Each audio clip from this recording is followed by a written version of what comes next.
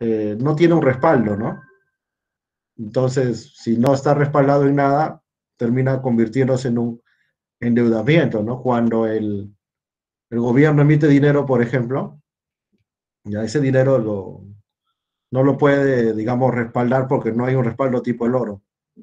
Entonces termina necesariamente endeudándose. Ya, pero eso vamos a explicar con calma.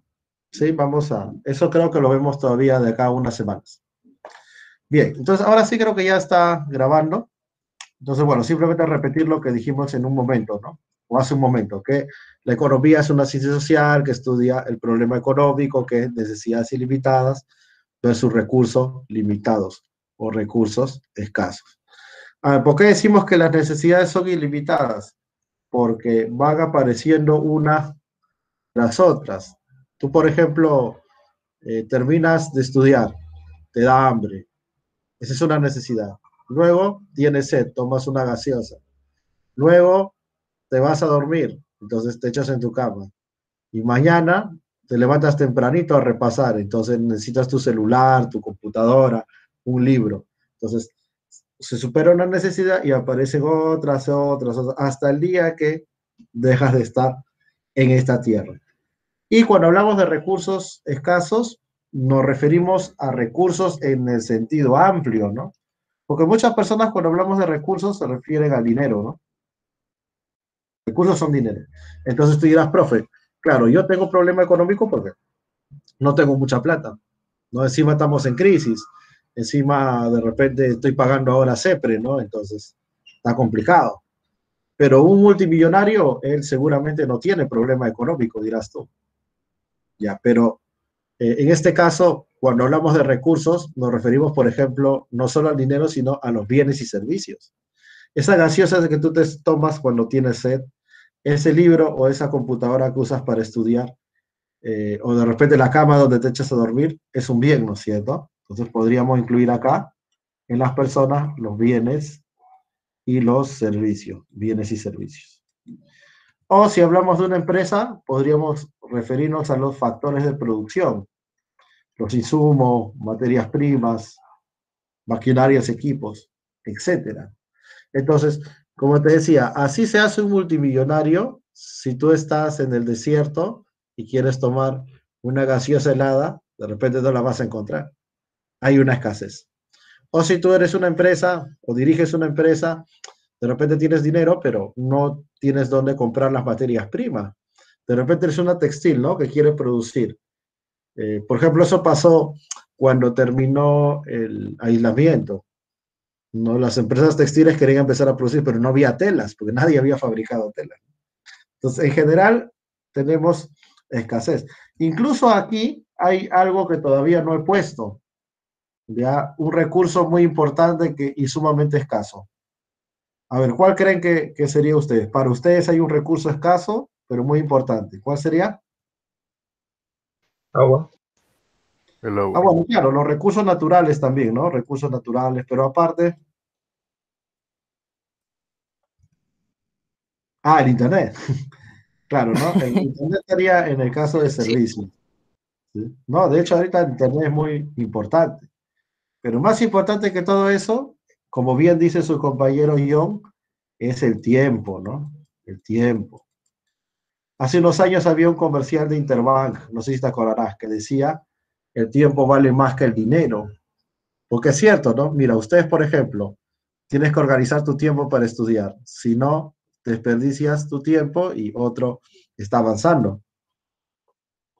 Otro te va a quitar tu vacante si no estudias, ¿no? Entonces el tiempo es sumamente importante. Quiere decir que así tú seas Bill Gates o seas uno de esos jeques árabes que tiene mucho dinero, igual vas a tener estas restricciones. En general decimos que el problema económico es el problema de la escasez. El problema de la escasez, ¿no? Y como hay escasez, hay elección. Porque claro, como ya tengo restricciones, entonces no puedo tener y no puedo hacer todo lo que quiera. Si tú vivieras, por ejemplo, en el paraíso, tipo Adán y Eva, entonces ahí no había escasez, se supone que había abundancia plena. Claro, yo sé que es algo pues que no ha ocurrido, pero es para el ejemplo nomás. Ya, si tú fueras Adán o fueras Eva, entonces tenías abundancia. Por ende, no tenías que escoger. No tenías que pensar, oye, hoy día me como las naranjas y mañana voy a comer las peras para que no se acaben las naranjas. No, no pensabas en eso, ¿no? No pensarías en eso. Claro, todo esto fue hasta que justo cometieron lo único que les habían dicho que no hagan, ¿no? Más o menos parecían peruanos, ¿no? Justo lo que te dicen que no hagas, eso hicieron, ¿no? Se comieron la manzana y los botaron. Entonces, bueno, como esto es algo irreal, en la realidad, ¿qué tenemos? Tenemos que elegir. Y como hay elección, hay sacrificio. Si hay escasez de elección, hay elección y sacrificio. O sea, escojo una cosa y dejo otras de lado. Sacrificio. Entonces, mira este ejemplito de acá abajo. Acá hay una lista de cosas que tú podías hacer. Ya, acá estás tú. No sé por qué estás enojado, la verdad. Te han dibujado ahí enojado. Yo te voy a poner alegre, ¿ya? Pero es una carita feliz. Ahí estás tú. Ya. Y bueno, acá ya no deberías ir mañana, sino tarde, ¿no? Acá es decir tarde. Entonces, mira, tú tienes un montón de cosas que puedes hacer, pero tomas la mejor decisión de tu vida. ¿Cuál es? Estudiar economía, mi curso favorito. Entonces, tú escoges, repito, estudiar economía. Ya, esto lo vamos a sacar porque esto es lo que tú decides. Ya, pero esto sale, ¿no? Entonces, todas las otras serían las que sacrificaste, las que dejaste de lado. Ahora, de todas esas que has dejado de lado, que dice ahí, ¿no? Jugar fútbol, trabajar, dormir, estudiar inglés, etcétera. Ya de todas esas, hay alguna que a ti te brinda mayor satisfacción. De repente es de esa lista o de repente otra, ¿no? Por ejemplo, tú que eres medio gamer, ya, puede ser de repente un dotita, ¿no? Por eso voy a dotear. Ya, acá en actividades improductivas lo vamos a poner. Entonces, repito, de todas esas hay alguna que a ti te brinda mayor satisfacción. Ya los doteros del salón ya saben lo que van a decir, ¿no? En Dota. Pero de repente otro dirá, no, profe, para mí no es el Dota, para mí es trabajar. Ya, la verdad es que yo, profe, tengo que ayudar a mi familia, no hay plata, ¿no? O de repente, no sé, su compañera dirá, profe, yo quiero dormir un poquito más. Ya, dormir, etcétera, etcétera, etcétera. Entonces, mira, ¿qué te quiero explicar?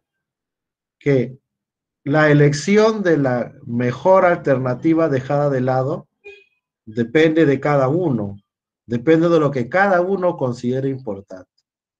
Pregunta, ¿cómo se llama esa actividad que del conjunto de las que dejé de lado es la mejor? Es la que a mí me brinda más satisfacción. ¿Cómo se llama? Muy bien. ¿Acaso compañera Chantal, profesor? Esto se llama costo de oportunidad. Perfecto. Costo de oportunidad. Mira, acá está la definición. El costo de oportunidad es la mejor alternativa dejada de lado. Ya. Entonces, repito, ¿ah? Ya, esta parte es clave en el curso. Yo escogí algo, economía. Yo dejé de lado todo esto.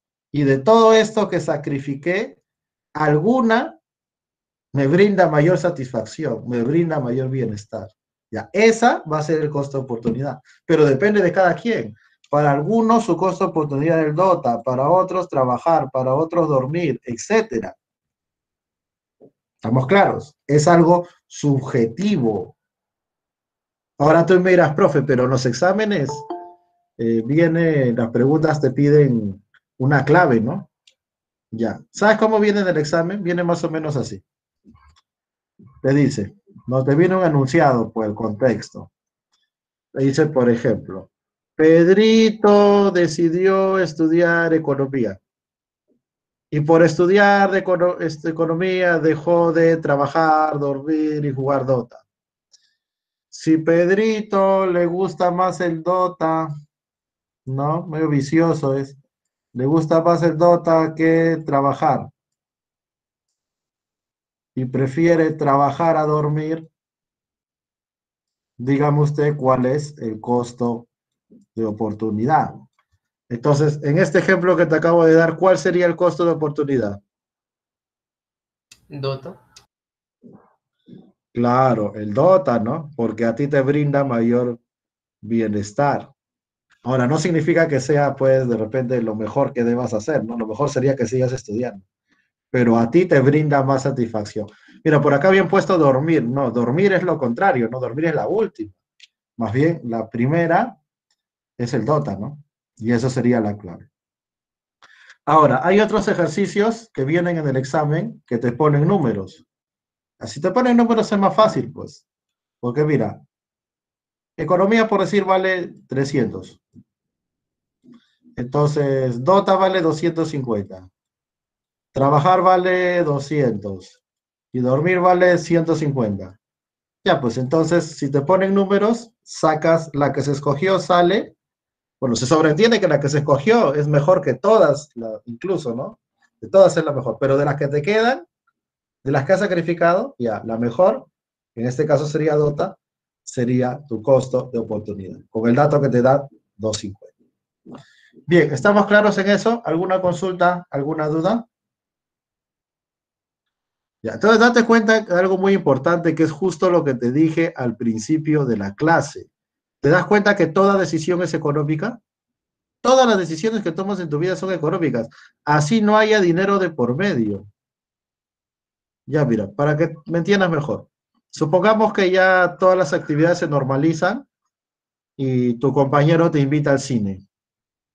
Te dice, mira, ¿sabes qué? Han terminado las clases virtuales y quiero que nos conozcamos cara a cara. Tú dices, bueno, pues vamos a ver, ¿no?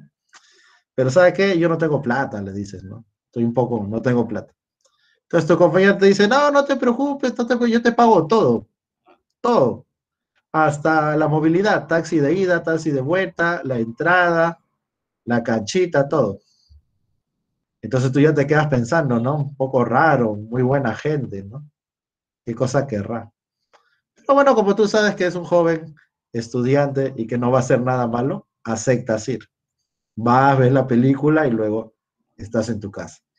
Entonces, mira, uno podría decir de que como no he pagado nada, entonces no me costó, ¿no es cierto? Así la gente normalmente habla así, dice, no, a mí no me costó nada, todo me pusieron. Pero realmente sí hay un costo, ¿no es cierto? Ya, porque esas horas que se fue al cine, ¿qué debió haber estado haciendo? Estudiar, ¿no? Estudiar, claro. Aunque, o dotear si quieres, pues, pero tenía que estar haciendo algo, ¿no? Ha sacrificado algo, muy bien. Entonces, repito, toda decisión que se toma es económica en el sentido que hay un costo. Pero ¿cuál es el costo? El costo de oportunidad. Siempre está. Y claro, esta idea que aplica a las personas también aplicará a las empresas, ¿no? Porque una empresa textil quiere aumentar su producción de camisas, allá tendrá que sacrificar su producción de repente de polos o de camisetas, ¿no es cierto? Y este mismo criterio aplica también a los países, sí, aplica para la producción del país. Pero para explicarte en el caso del país voy a usar un modelo. ¿Cómo se llama el modelo, profe? Este de acá. Voy a usar el modelo de frontera de posibilidades de producción.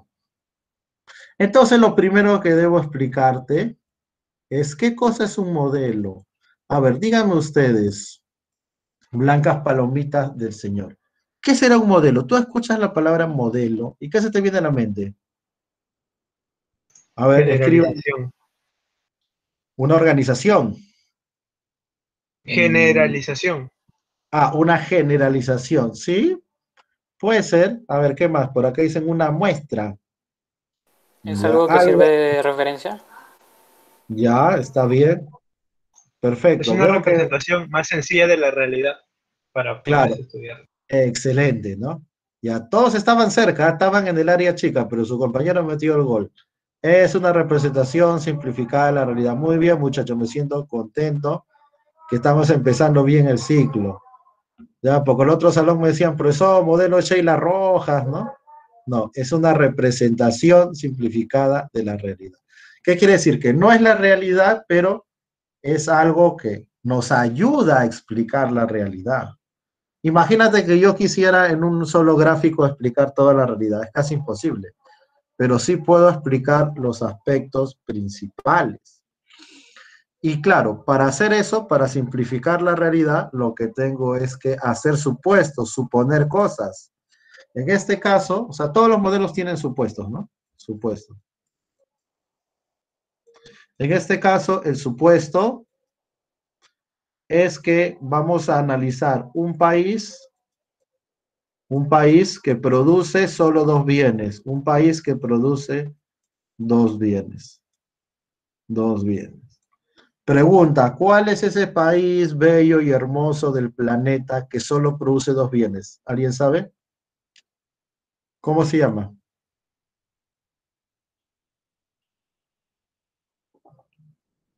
¿Cuál es ese país hermoso que produce solamente dos bienes? Ya. Ninguno. Ah, Israel dicen por acá. No, Israel produce varios bienes. Ninguno. No vas a decirme Venezuela. No, no, ninguno. No existe. Allá, profe, usted me va a engañar. No, ¿por qué te estoy explicando lo de modelo? Representación simplificada. O sea, lo que yo te voy a explicar acá para un país que solo produce dos bienes, se cumple para los países que producen cientos de miles de bienes, ¿no? Bueno, como el Perú, ¿no? Claro, en el Perú no producimos muchas cosas, pero tampoco dos, ¿no? De hecho, que producimos más. Listo. Entonces, dicho esto, vamos ahora sí al modelo. Este modelo se va a representar gráficamente, ¿no? Como lo que estás viendo acá. En un eje tenemos las computadoras y en el otro eje tenemos los automóviles. Esos serían los dos bienes que estamos produciendo. Entonces, todos los puntos sobre este plano, ¿qué cosas son? Obviamente son pares ordenados de computadoras y automóviles. Son cantidad de computadoras y automóviles. Por ejemplo, el punto B serían 500 computadoras y 250 automóviles, ¿no es cierto? 500 computadoras y 250 automóviles. Y así como el punto B hay otros más, ¿no? El punto H, G, etcétera, ¿no? Hay una serie de puntos.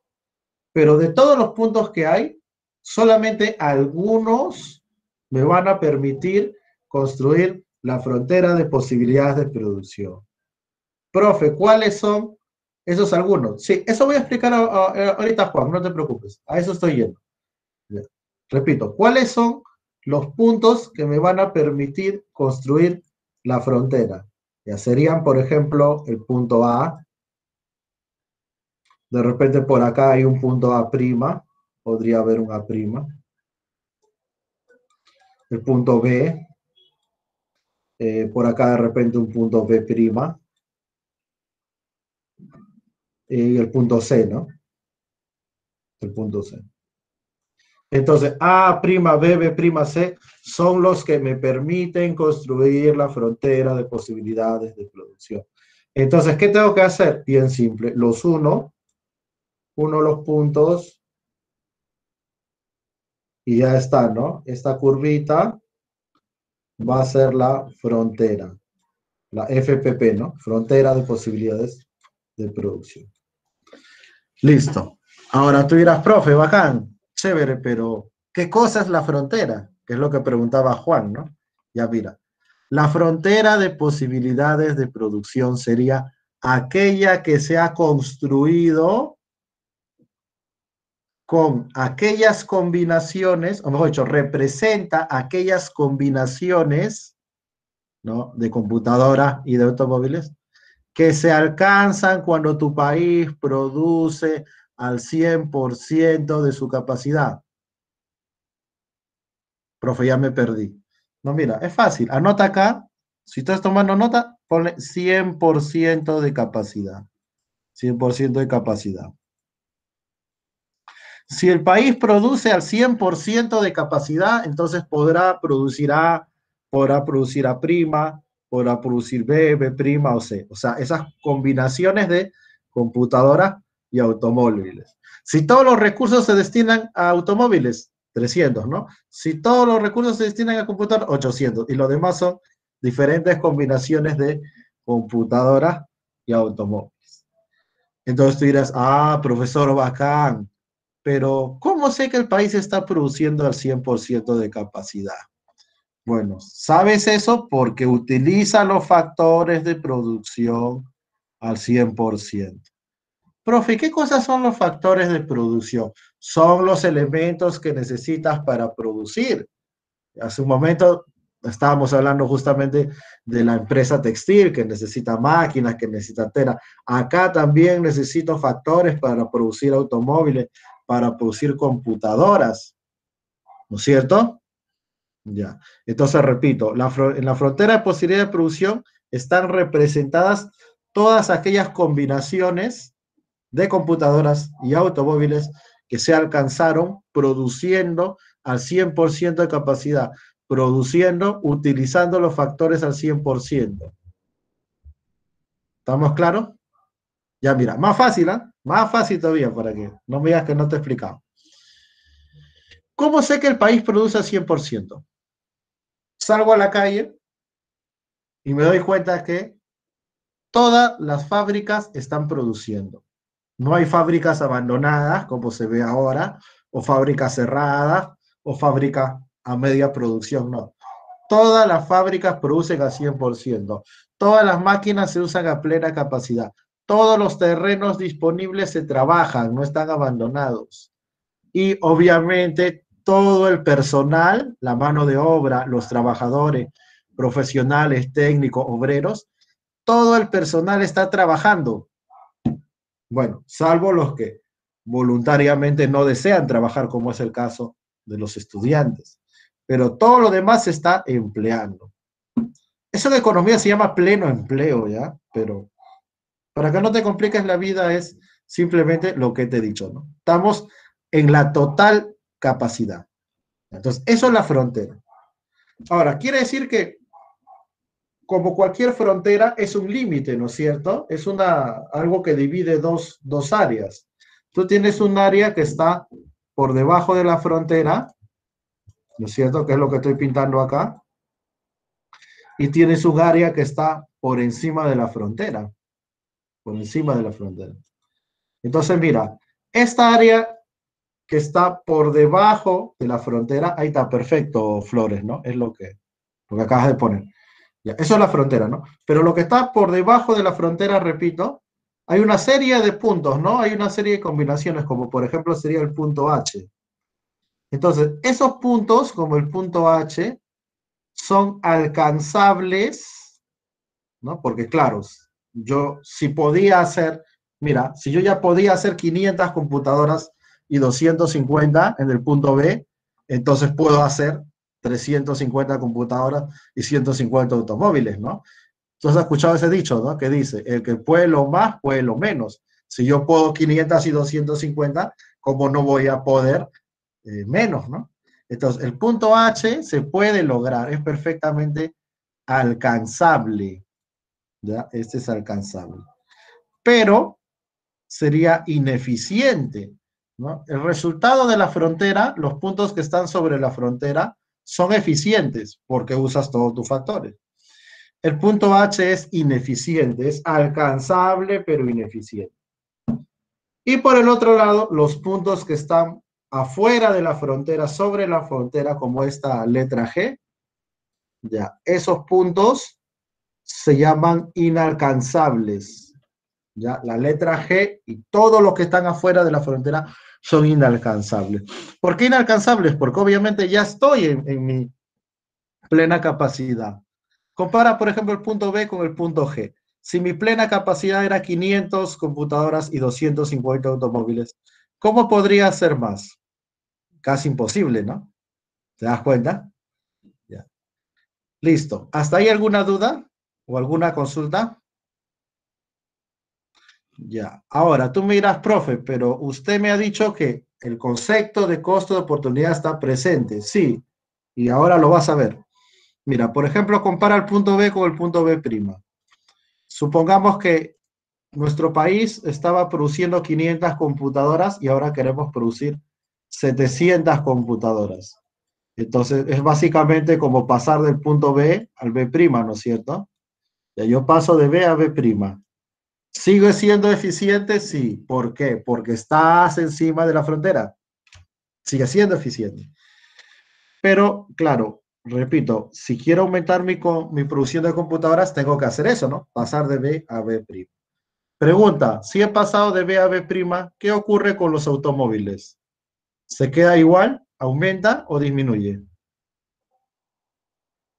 Díganme ustedes, pongan ahí, tecleenlo, pongan las manos a trabajar. Disminuye, claro, ¿no? Mira, al pasar de B a B', esto pasó de 250 a 150. Entonces te das cuenta que está el concepto de costo de oportunidad, ¿no? ¿Por qué? Porque al yo aumentar mis computadoras, sacrifico automóviles, dejo de lado automóviles. ¿Cuál sería mi costo de oportunidad de producir 200 computadoras más? ¿Cuál sería? A ver, díganme ustedes. Sin ¿Cuál es el automóvil. costo? ¿Perdón? Sin automóvil. Claro, disminuir 100 automóviles. O sea, claro, los 100 automóviles que dejo de hacer serían mi costo de oportunidad. Perfecto. Veo que ya se entendió. Ahora, otra pregunta. Hemos dicho que el punto G es inalcanzable, ¿no es cierto? Ya, les pregunto. ¿Lo que hoy es inalcanzable, mañana podrá ser alcanzable? ¿O ya fue? ¿Podríamos Sí, hacer que mañana puede ser. Puede ser responsable. Puede ser. Claro, por supuesto, ¿no? Por ejemplo, tú quieres ingresar, hoy día todavía no has ingresado, pero yo sé que de acá a unos meses vas a ingresar, ¿no? Ya. Entonces, en tu caso, ¿cómo lograrías eso? Esforzándote más, ¿no? Pero si hablamos de un país, ¿qué tendría que pasar para, a pesar de que ya estamos usando todos nuestros factores, aumentemos nuestra producción? ¿Ya? ¿Hay algo que tendría que mejorar para lograr eso? ¿Alguien sabe cómo se llama eso? La calidad de vida. No, no, la calidad de vida es una consecuencia de que mejoran los ingresos del país y la producción. Pero, a ver, concretamente, ¿cómo tú produces más unidades con los factores que tienes? ¿Cómo elevas tu productividad? ¿Ya sabes cómo haces eso? Eficiencia. No, Aumentando claro, los factores de producción. ya, está bien. Podría ser aumentando los factores, ¿no? Pero ¿qué hemos Más dicho? trabajo. Que ya estás en el 100%, ¿no? Ya estás en el 100%. Entonces, ¿sabes qué tiene que mejorar para que seas más eficiente? Lo que dice su compañero, tiene que mejorar la tecnología. La tecnología. Porque al mejorar la tecnología, al incrementar la tecnología, claro, lo que era, vamos a poner por acá, aumentar la tecnología, ¿no? Lo que era inalcanzable se vuelve alcanzable, ¿no? Hay una expansión de la frontera de posibilidades de producción, le decimos. O sea, más computadoras y también más automóviles. Esto es lo que han hecho países como China, por ejemplo, ¿no? Miren, muchachos, hace 70 años, cuando se funda la República Popular China, bueno, claro, casi 70 años, ¿no? Ya serían, nos vamos para el año 72, ya, pero bueno, hace 70 años, el Perú era un país mucho más avanzado que China. O sea, si tú lo comparabas, era como que el Perú fuera 3 veces más avanzado. En cambio, al día de hoy, China es la segunda potencia económica mundial. Y bueno, el Perú está por ahí nomás, ¿no? A la junta estamos. Entonces, los chinos hicieron una serie de cosas, ¿ah? Hubo varios cambios en China. Pero uno de ellos, principal, sobre todo en los últimos años, es el aspecto tecnológico. Ha disparado su tecnología. Claro, China no siempre era como es ahora. China era un país agrario, semifeudal, rural. Sus métodos de producción eran atrasados. La agricultura era así, digamos, con instrumentos muy sencillos, ¿no? Pero ahora disparó la tecnología y disparó su producción. Entonces, lo que les era inalcanzable, lo volvieron alcanzable. Más tecnología, más frontera de posibilidades de producción. O sea, se expande. Profe, ¿puede pasar lo contrario? Sí, podría pasar lo contrario también, ¿no? No es, digamos, lo usual, pero se puede dar. Podría ser que disminuya tu tecnología. Entonces, si disminuye, habría una disminución de la frontera de posibilidades de producción. O sea, ya no va arriba la de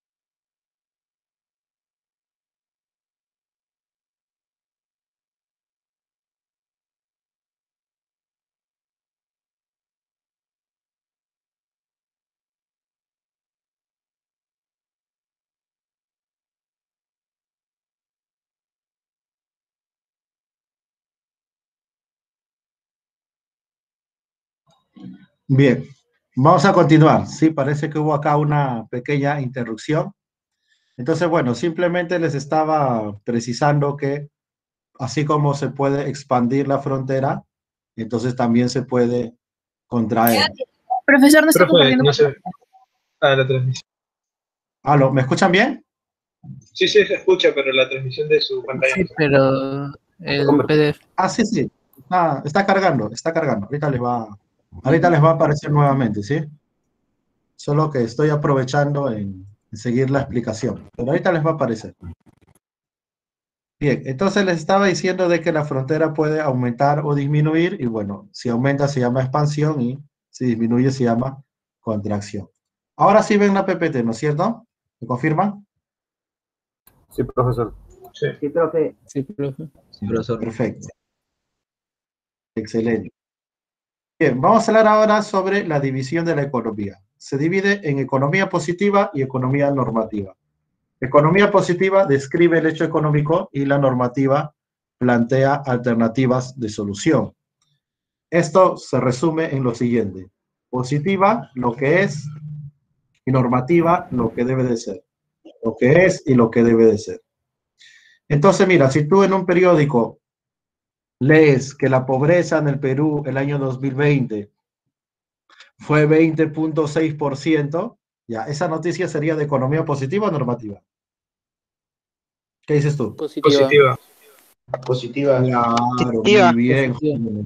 Positiva, ¿no es cierto? Excelente. Claro, porque no te están diciendo ahí si está bien, si está mal, no te están diciendo lo que hay que hacer para resolver lo que debería de ser, ¿no? En cambio, si tú lees, por ejemplo, que para reducir la pobreza debe aumentar los programas sociales, ya, eso sí sería normativa, ¿no es cierto? Porque te están diciendo qué hacer.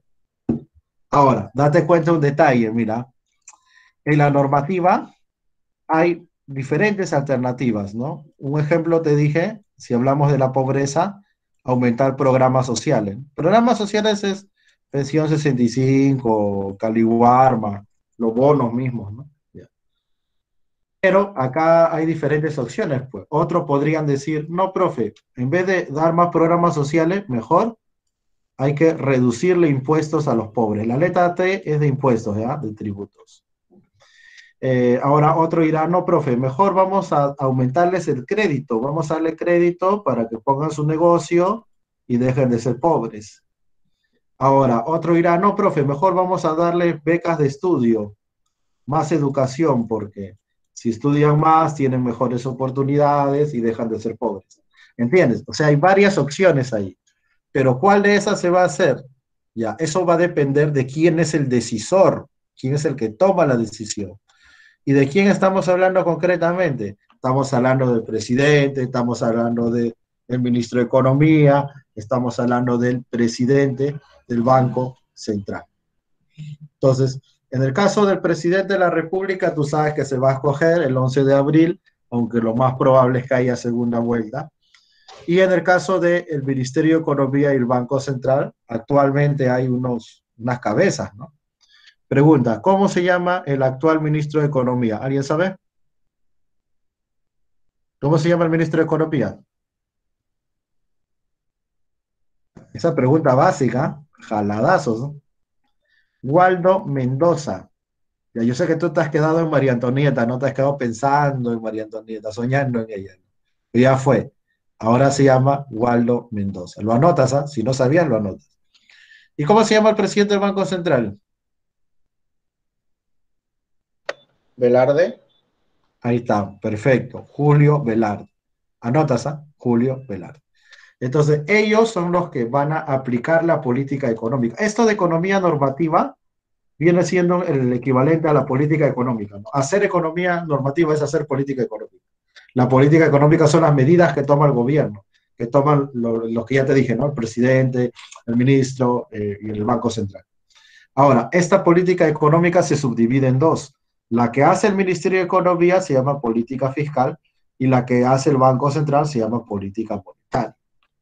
Pregunta, ¿cuáles son las dos variables, los dos drivers, diríamos, que maneja el Ministerio de Economía? Concretamente, gasto público, que le vamos a poner la letra G, y los impuestos, que ya te dije que le hemos puesto la letra T.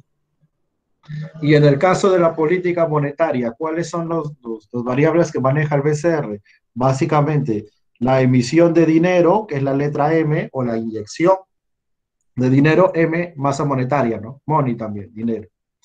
Y la otra es una serie de tasas que vamos a ir ver, sobre todo en la semana 10 y 11, que tienes, por ejemplo, la tasa de referencia, la tasa de encaje, etcétera, ¿no? Hoy día es para que tengas una idea general, ¿no? Ya todo esto se irá explicando en el curso. Ahora, la política económica tiene dos objetivos principales. Tiene varios, ¿eh? Pero dos fundamentales. Uno es que la inflación sea baja y otra es que el desempleo sea bajo. Entonces, cuando el desempleo es muy alto y tú lo quieres bajar, ¿no? Así como ahora, por ejemplo, ¿no? Cuando el desempleo es muy alto y tú quieres bajar el desempleo, ¿qué tendrías que hacer? ¿Que en tu país se produzca menos o se produzca más? ¿Qué dicen ustedes? ¿Qué debería Más. buscar el gobierno? ¿Que se produzca menos o más? Que se produzca más. Claro, Más ¿no? trabajo. Que se produzca más, que aumente el PBI, ¿no? Pero los que tienen un poquito más de base, eso se llama PBI. Pero en general buscaríamos que se produzca más. Ya, la letra Y le voy a poner a producción, es como decir PBI. Si mi problema es el desempleo, si este fuera mi problema, la letra U se usa en economía para desempleo, ¿ya? La letra U es para desempleo. Entonces, si mi problema es el desempleo, yo debo buscar aumentar la producción. Y más bien, si mi problema fuera la inflación, en economía se usa la letra Pi para la inflación. La inflación es cuando los precios suben demasiado. Entonces, si mi problema fuera la inflación, lo que haría es bajar la producción, ¿ya? Cuando ya la economía se ha sobrecalentado, se dice en la jerga económica. Pero bueno, en todo caso, vamos a centrarnos en el primero, ¿no? Porque ese es el problema actual del Perú. El problema actual es que hay mucho desempleo. 2.2 millones de personas jóvenes se han quedado sin trabajo el año pasado. En el trimestre más crítico, que fue el segundo trimestre del 2020, 7 millones se habían quedado sin trabajo, imagínate. Entonces, el gobierno que entre ahora, eso es lo que tiene que resolver. Entonces, gane quien gane, lo más probable es que aplique una política, lo que estamos hablando, ¿no? De incrementar producción. Ya. Esa política económica que busca incrementar producción se llama política económica expansiva. Expansiva. ¿Por qué expansiva? Porque hace aumentar la producción, expande, crece la producción. Y si fuera el caso contrario, así como pasó, por ejemplo, al principio del gobierno de Fujimori, ¿no? Que la inflación era muy alta porque venía de Alan García, ya, eso lo contrario se llama política contractiva. Contractiva, cuando quiero disminuir la inflación. Entonces, mira, concretamente, si yo quiero una expansiva, ¿qué tengo que hacer en lo fiscal? En lo fiscal, o bien aumento gasto público, o bien bajo impuestos, ¿no? ¿Por qué? Porque si yo, por ejemplo, doy bonos, gasto público, o de repente bajo los impuestos, entonces la gente tiene más dinero en el bolsillo y compra más y las empresas producen más para atender esa demanda, ¿cierto? Ya. ¿Y el Banco Central qué podría hacer para ayudar? Ahí puede aumentar el dinero en la economía o bajar las tasas. Al aumentar el dinero es como Reactiva Perú, ¿no? Reactiva Perú fue eso, que metieron 30.000 millones de soles. Entonces, había más dinero y al haber más dinero, la gente invierte más, bueno, incluso pueden consumir más y lo mismo, ¿no? Hay más demanda, se produce más y la economía crece. Para eso hicieron Reactiva Perú. O si no, bajan las tasas. Ya, como te digo, las tasas hay varias, ¿eh? Eso ya te voy a explicar después. Pero resumidas cuentas, al bajar las tasas, haces que los créditos sean más baratos y que las personas saquen más créditos, que las empresas saquen más créditos, y lo mismo que te acabo de explicar, tienen más plata, compran más, invierten más, se produce más, etcétera. Es un círculo virtuoso, ¿no? Para que se logre el crecimiento. Entonces, en ese caso, bueno, si fuera más gasto o menos impuestos, ¿cómo se llamaría? se llamaría política fiscal expansiva. Y si fuera más dinero o menos tasa, ¿cómo se llamaría? Política monetaria expansiva. Los azulitos, que son para más producción, son expansivas. Profe, y las contractivas, lo contrario, ¿no? Las contractivas son las verdes. Si yo quiero una política fiscal contractiva, el gobierno bajaría gasto y subiría impuestos. Como yo te digo, eso es lo que hizo Fujimori, por ejemplo, ¿no? Para frenar la inflación. ¿O qué haría con la monetaria? Ella bajaría el dinero o subiría las tasas. O sea, exactamente todo lo contrario. Listo. ¿Se entendió entonces esto de fiscal y monetario? Ya, date cuenta que o tienes problema de inflación o tienes problema de desempleo. Sería ideal eliminar los dos, pero lamentablemente no se puede. Entonces lo que hace el gobierno es tratar de ver que no sea, manejarlo en un nivel intermedio, digamos, ¿no? Que no sea uno muy alto y tampoco el otro tan alto, ¿no? Ya. Ahora, todo esto es normativa, pero para yo querer solucionar los problemas, para querer hacer economía normativa, tengo que conocer mi realidad, ¿no? Si no conozco mi realidad, ¿cómo la voy a cambiar? Entonces, acá también podríamos hacer una flecha, porque primero tienes que saber cómo está la economía y luego buscas soluciones. Ahora, cuando yo les dije 26.6%, ¿de dónde saqué ese número? ¿Me lo inventé? No, ese es un número del INEI. El INEI es la entidad que se encarga en el Perú de recolectar los datos, la información.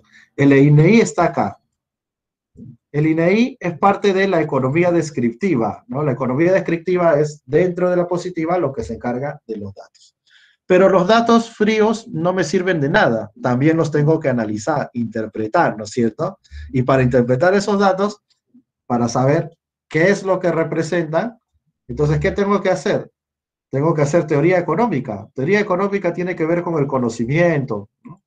El conocimiento sobre la economía, que viene desde mucho tiempo atrás, ¿no? Este problema económico está prácticamente desde que el ser humano existe.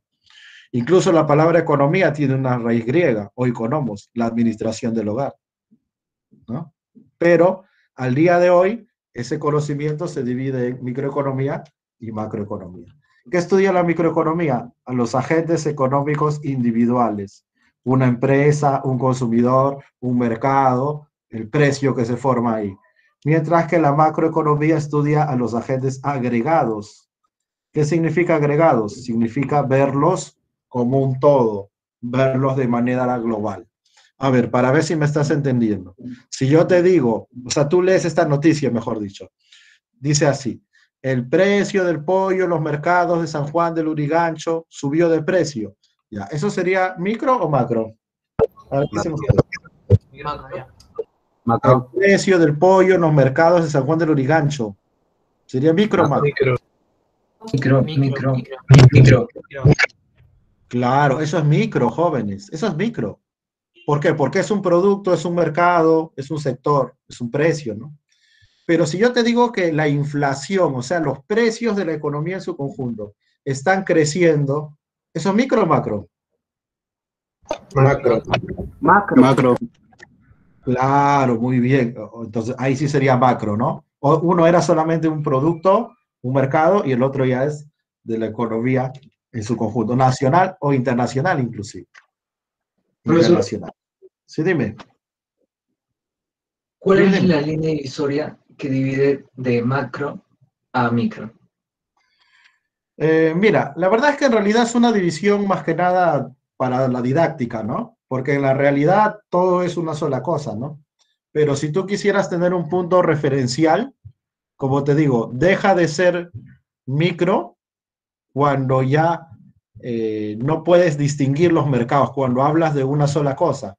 Por ejemplo, ¿sabes? Un macro. ¿Qué cosa es macro? PBI. PBI es una producción de un país.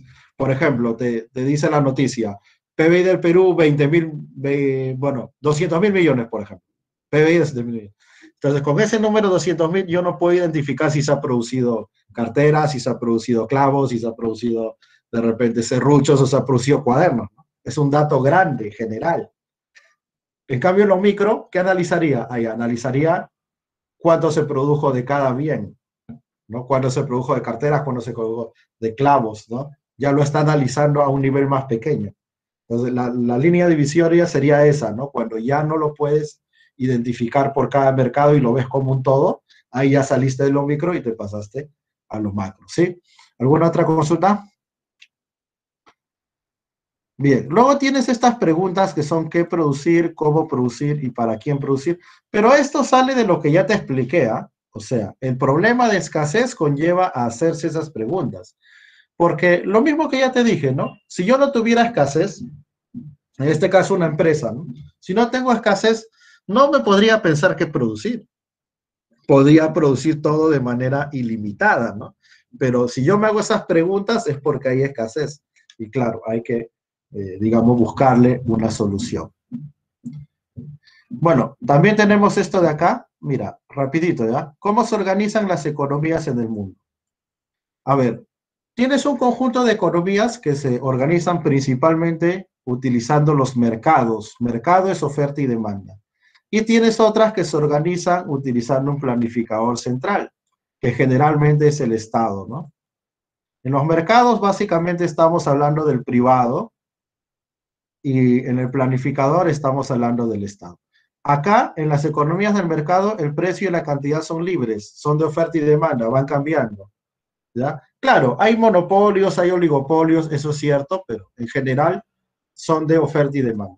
Mientras que acá el precio y la cantidad son fijos, ¿no? Son constantes, son establecidos por el planificador. Si van a cambiar es porque el planificador así lo dice. El planificador te va a indicar cuánto van a costar las cosas y cuánto se debería de producir. Entonces, las economías de mercado generalmente son economías del campo capitalista, mientras que las economías de planificación generalmente son del campo socialista. Hay excepciones, ¿ah? Pero generalmente es así, ¿no? Por ejemplo, China es una excepción, porque China es una economía socialista, pero lo que ellos llaman socialismo de mercado. Una economía socialista, pero con bastante presencia de los mercados. Ahora, ¿Perú qué cosa es? Ah, ¿en Rusia hay comunismo? No, no hay comunismo. Ni siquiera en la época de la URSS hubo comunismo. Lo que hubo en la URSS fue socialismo, eso sí. Pero bueno, eso vamos a comentarlo la otra semana. Ahora, ¿Perú qué cosa tiene? Perú tiene lo que se llama economía social de mercado. ¿Qué significa? Que hay presencia del mercado y presencia del Estado. Esto conlleva a, digamos, denominar a la economía peruana como mixta, pero eso es, digamos, formalmente, ¿no? Porque en la realidad, la economía peruana evidentemente está más pegada a esto de acá, ¿no? Es más, a partir de la Constitución del 93, el Estado solamente juega el llamado rol subsidiario. Eso está en el capítulo económico de la Constitución, ¿ah? Léelo ahora que están en debate los temas constitucionales, ¿no? Entonces, ahí dice que el Estado es subsidiario, o sea, que solamente complementa al privado, que solo en aquellos casos que el privado no lo puede realizar, lo hará el Estado. Y antes, con la Constitución del 79, más bien estábamos más para acá. Ojo, no éramos un país socialista. Yo he escuchado, he leído a mucha gente decir eso es un grave error. El Perú no era una economía socialista, pero estaba más pegada a una economía de plan central.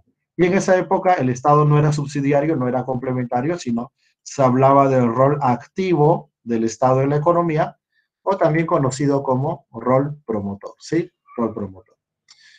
Bien, muchachos, miren, ya nos está ganando el tiempo, solamente nos falta comentar esto de acá, ¿sí? Entonces, como la siguiente clase vamos a empezar exacto, porque hoy día, bueno, que estaba el colega, entonces acá lo comentamos, pero denle una leidita a esta parte, ¿no? Que es en realidad lo que vamos a ir haciendo en el curso, ¿ya? Revísenlo y yo, ni bien empieza la otra clase, lo comentamos, ¿sí? Y más bien acá tienen las claves, si es que desean avanzar, y bueno, por hoy sería todo. Bien, muchachos, un gusto como siempre. Hasta luego. Hasta luego, profesor. Luego, Hasta luego, profesor. profesor.